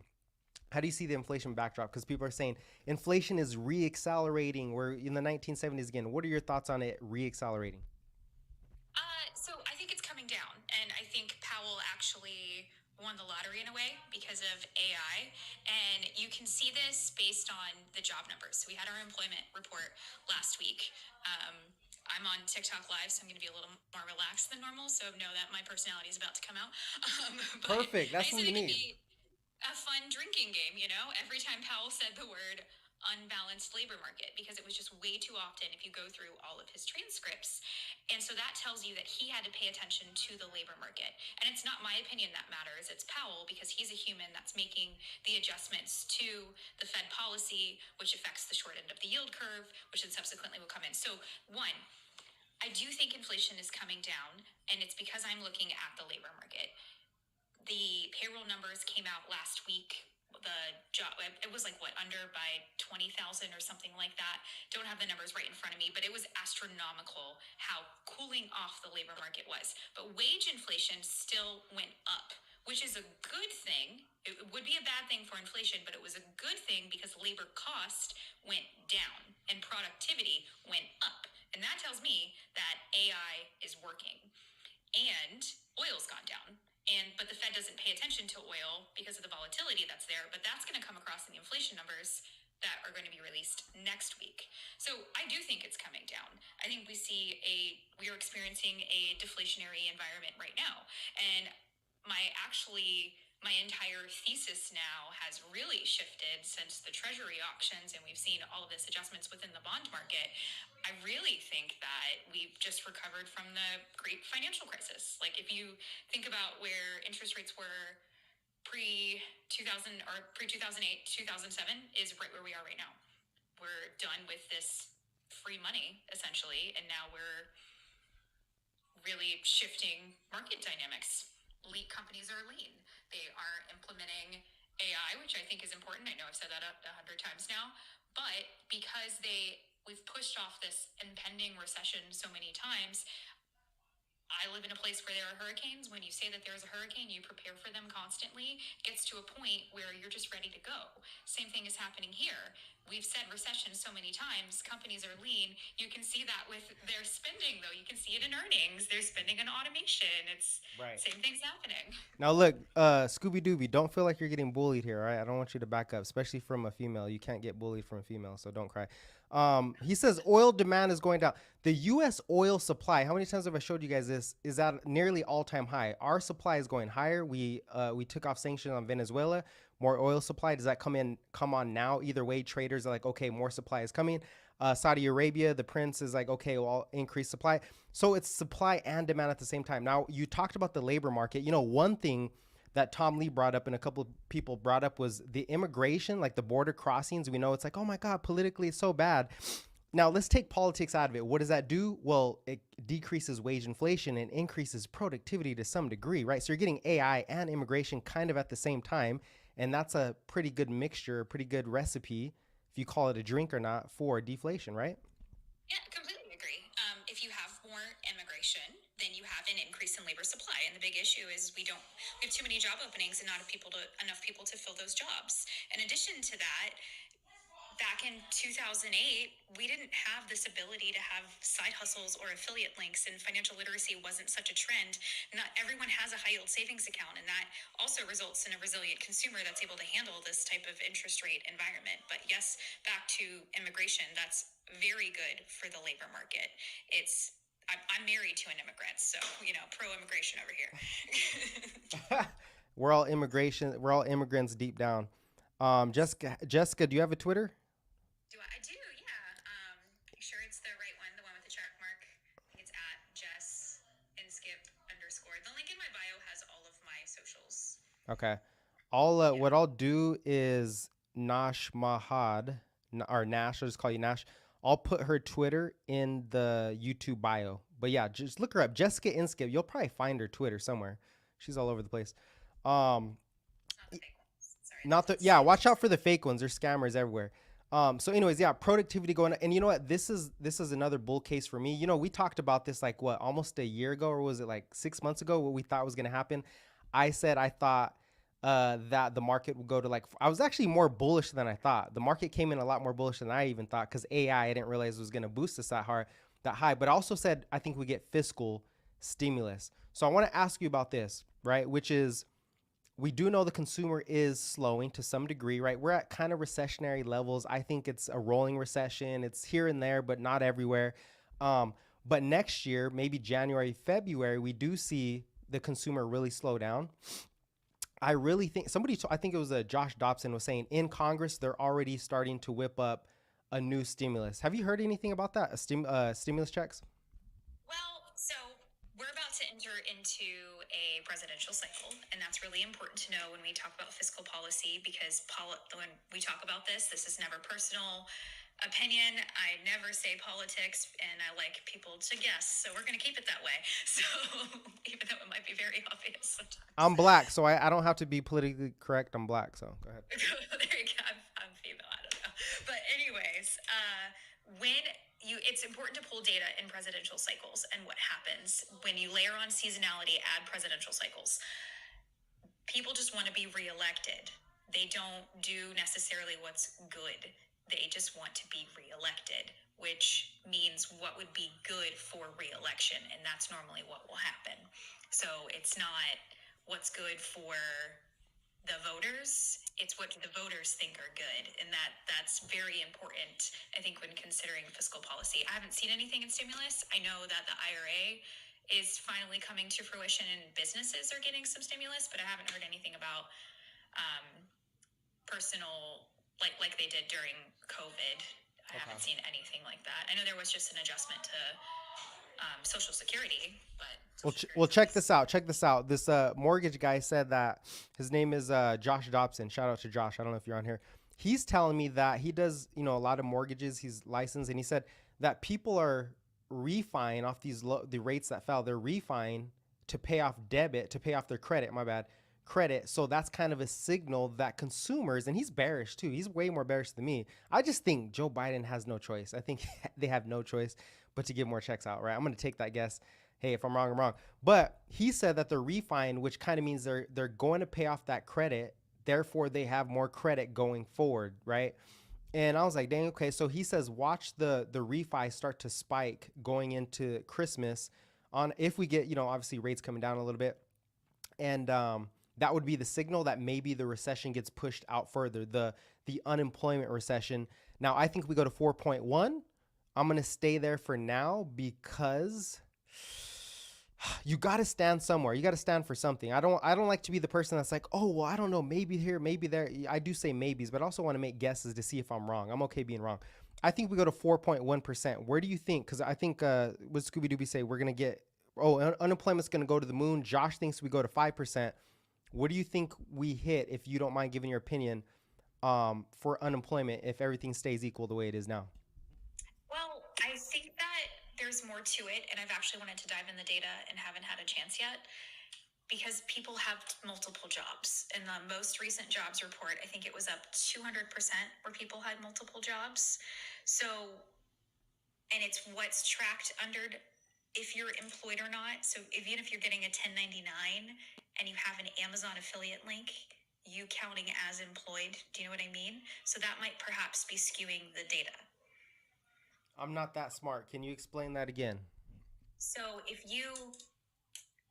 people are recognizing a recessionary period as a spike in unemployment, but what I'm saying is now that employment looks different than it used to, it may already be there in a way. If okay. it's up 200% saying people saying they have multiple jobs, then to me that's saying I got laid off of my big company, I'm driving for Uber now. Okay. And that is a form of unemployment because you're not getting what you're used to, but you're counting as employed. Do you see what I mean? Okay. Is it kind of like I'm a slow thinker, but is it kind of like the people lost jobs but already got a job back that isn't really being shown? Yeah, exactly. You wouldn't be shown because you're employed. Okay, I see. Yeah. Okay, yeah, that's an interesting aspect. I know somebody bring that up, and I'm like, hey, what does that mean? No recession? How are you guys pointing out a recession here, pre-election year? Okay, that makes sense. So so I'm gonna stick with 4.1. You actually just helped my narrative out. Okay, 4.1. What are your thoughts? What do you think? Do you think we move, or you don't want to give no? I want to look into data before I say actually what that number is because I think there's shifting market dynamics. And I also want to think about the consumer base and who they actually are. So we've already seen, I think we've hit a wall with labor market participation, and there are more boomers than there are prime age. And there's also more Gen Z, which are coming to working age. So these people who are exiting the market are just retiring. Okay. And yeah, that makes sense. See what I mean? It's how it skews the numbers. And that's where we can't say, we can feel the market because of the generation that's working is our generation. I'm assuming you're about my age. And the older generation, there's more of them. Right. The baby boomers. Yes, and they actually are inflationary. There's actually a really good report that came out with that. Because they're retiring, they're getting their Social Security. They accidentally got rich off of real estate because of the 2008 financial crisis. That's why you hear them say, oh, why don't you just buy real estate? That's how you'll grow your wealth. It's my boomer voice. And they... Yeah, true. But they did. They made so much money, and now they're holding on to it. But if they do start retiring, then that also would create housing supply and then a great wealth transfer. And then there's some positive aspects. So it's a chess game right now. You hear that? That's buy Bitcoin. Did you hear what she said? No, I'm just kidding. Hey, I told you Bitcoin was going much higher, but everybody can guess that. Anyways, okay, good. So yeah, you get your data together because we're gonna do this interview. I'm pretty sure everybody wants to see you do a YouTube video, and bring your data. Get all your data together because you got all the data. Me, I just go off my head. I just feel the market. I try to get as much data as I can, but you have all the resources, so I definitely want to hear that. The other part was, what was the other part that I wanted to ask you about? Oh, the whole interest payment. Oh, okay. So S&P. So everybody makes the argument that, well, the S&P can't go higher because most stocks are in recession or most stocks are not doing so well. Therefore, it can't go higher. But isn't that a signal that if we're near the end of the recession, or if we're near the end, isn't that kind of a signal that because the big mega cap, they kind of led the downturn. Am I right? We kind of led the downturn for mega cap, big tech. They did. Yeah, but they're already out of that massively. So earnings already bottomed and they turned up. The focus was on profit margins and they're still expanding. And you have access to all of this data. It's not anything that's non-public. I just don't know where to find it. Got it. Okay. Listen to my podcast. That's what we talk about. Anyways, where are we going with that? Interest rates. Oh, so earnings are they revised down for Q4, but what I think is really interesting, the Magnificent 7, 8, or 10 can still lead because the market is market cap weighted. But earnings, because of AI, are not fully recognized. They are being beaten by 150% or miss by 50%. As an analyst are not they don't understand the actual impact of earnings, which means when you're looking at forward PEs, when you have these super high valuations, your thought is the E in that calculation is incorrect. And that's the camp that I'm in. Okay. So, yes. Because the margins, right? Because the margins are improving at a faster pace than they can actually project. Yeah. So, exactly. Yeah, and okay. a profit margin is just expenses or revenue. So there is more revenue. Like from Microsoft, they have a B2C model and they have a B2B model.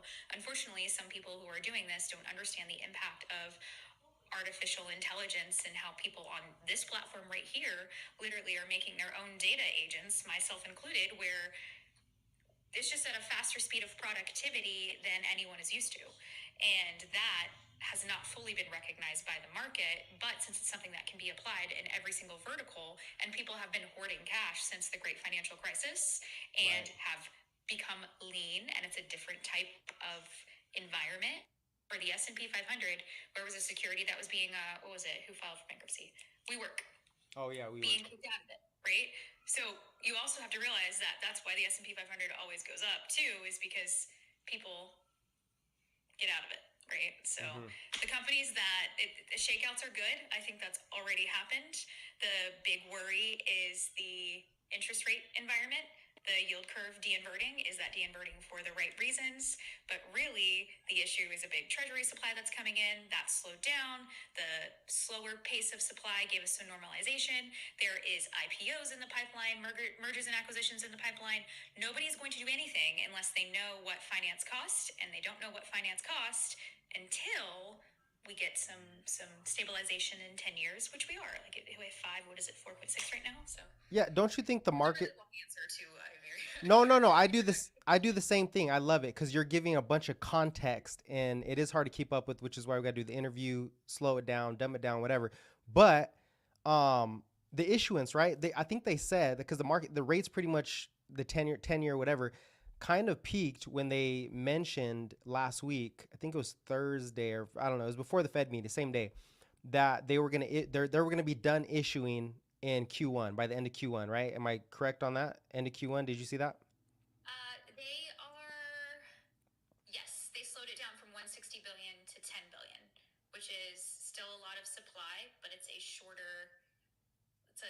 It's the rate of change is very, very slow. And Yellen took the issuance from the longer end of the curve to the shorter end of the curve. Right. So yeah, so you have from what I saw, it was like they were supposed to do 800 billion this October through December or whatever, and instead they're doing 776 or something like that. So yeah, it was less. And then they also said, okay, we're going to be done. Maybe I didn't know this, so maybe you knew this. They would be done issuing by the end of Q1. So there's still a lot. There's still, 1.5 trillion of issuance, but that reverse repo facility, right? The RRP sucking up so if they target the low end, they suck those up. Okay, great. We're cool here. And I think that's why, that's what I'm getting to here is I think rates have peaked, not just the Fed, but the US Treasury, because we kind of already know where the cap is at now. We know when they're done, unless they change that, which I doubt they will. And we also know how much. So we know how much and we know when. And I agree with that. I think that the rates have peaked. And you have an important point. So the Fed is the benchmark for short-term rates on the yield curve. That's why it inverts. So, and I think they're done too. Even though he said today, we can raise rates if we know you can. Thank you for saying that again. And so but the difference is now the Fed has tools and they can use them if something breaks. Whereas before they didn't have that. They didn't have the ability to lower interest rates further because there were yes, we could go negative. It's happened before, but you see what I mean? They could implement quantitative easing. We have a cushion. We have a lot of cushion now, and there was not before. And that's good. That's helpful. We got cushion for the pushing. Yeah, there we go. So yeah, the Fed is good. I think we're in a pretty good spot. Powell's done a pretty good job, and also they've never been this not responsive, but they never talked this much to the market, I believe. So like they're literally affecting the market every time they speak, and I would say that's actually a good thing. Q&A. It's more around Q&A than even the policy, which I think is hilarious. Right. There's this dude told me that actually he's giving the speech over to the media before he even gives it. And then he speaks so nobody cares, right? They already kind of know what he's going to do. And then it is the Q&A where the market starts to move in and out, right? Kind of how they ask the question. So I thought that was interesting. I didn't know that he gave it beforehand, but I guess that's good. If it's the Q&A, then you could think of your questions and they're more thoughtful. Right. Yeah. I appreciate that. Something like that. Something like that. Anyways, I don't want to go over every topic. We've been on, what is this, 145? I don't want to go over every topic, but let's do that. Let's do that, Jessica. Let's schedule that up. I'm almost at 1,000, and I think it'll be good. Everybody can find your podcast. We'll get all of your information out there. I do appreciate you coming on, though. Oh, yeah. Anytime. Join Hey, wait, real quick. Do any of you guys have questions before she goes and before I go? Do you have any questions, special questions? I'll give you guys like a minute. Skipped a bunch of these. Ever crash, always pumps, market. Da, da, da, da. Do you ever tell what you're most bullish on, Jessica, or you don't ever say that? Oh, sure I do.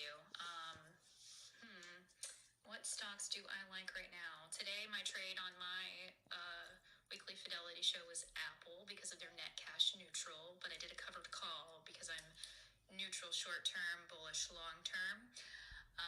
And they also haven't released AI yet, and they have a ChatGPT-like model that they have done nothing with, and they tend to do those type of releases around March. So just been watching that. And yes, I like that somebody said, are we going to have a Santa Claus rally? We normally do. The market's been remarkably seasonable. We'll see what happens, but I am in the boat. We are in the supports and everything. The setup that we need to have a Santa Claus rally is happening as long as that support is sustained.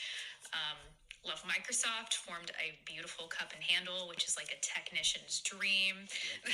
Even though it's new highs, I think that one's great. I'm really into AI. Google, I think, is really good. I did a deep dive into how AI works and the touch points if you were a B2B model. So if you had to train the model, Google has a lot and Meta does as well. IBM, I think, is interesting. Watson X is making a comeback. IBM is taking the guardrails that's needed. So it's so funny. There's even reports on how many times a stock says the word AI, which means there's pressure from shareholders as in how are you utilizing this in everything that you do. And IBM has a solution where they could take your existing data set and have automations with that large language type of model, but so much more to it. So that is making a comeback and is very interesting. And I've been listening to those conference calls and reading those reports a lot more than usual. So, things like that. Yeah, We definitely gotta hear from you because you dive deep into a lot of that stuff. We have another question from Tommy. Artie, I'm sorry. Where do you expect oil to go? What are we at, 77, something like that? We are. I think my chart program shut down. Look at this is the only person that does TA. Most people don't do TA and macro and fundamentals, and most people are just one dimensional. So that's why I like to ask you because you're looking at across all aspects, which is really good. And she trades options. I don't even know how to do that. She trades like I don't want to say crazy, but for the average person, she's good at math. She could sell options, do a lot of stuff. We got to ask you about options. I know a lot of people want to know about that too. I have bearish signals on oil down to like 69.93. 69. Oof, 69. Yeah, it's been getting crushed. I appreciate that. You do that too. I had to work a little bit harder in my 15 years of finance, because it's a man world out there. But hey, a man's world's pretty tough, so you got to step it up. But you've done it. I do. I appreciate You that. can't. It's not like you go on OnlyFans. That's the easy world. You just make 100K. I saw some girl. This is the other part about the economy too. I'm like, bro. I saw the other day. I don't know. I'm pretty sure I could say that word on here. This OnlyFans girl showed her 2021 monthly income. She was making literally 8 million, 9 million a month. And I'm like, bro, how many of them are there? And what do you think they're spending it on? Elf. Look at Elf Beauty. Yeah, the gig economy. There you go. That is a strong, resilient consumer, though. You did not have that option back at the great financial crisis. If you lost your job, you had to go find another job. There wasn't a way for you to make your own. And no, I do not have an OnlyFans. It is the most asked comment, always. Bro, you guys got to stop simping, man. I know I can't say that word, but that's the issue too with us, with the young generation. You guys got to. Oh God, it's a whole nother conversation. I do not have an OnlyFans, bro. I'm dead. I'm sorry, I am dead. I can only imagine it. Do you have OnlyFans? Finance for OnlyFans? Will you get one, Jessica? That's the question. I guess they want to know. No.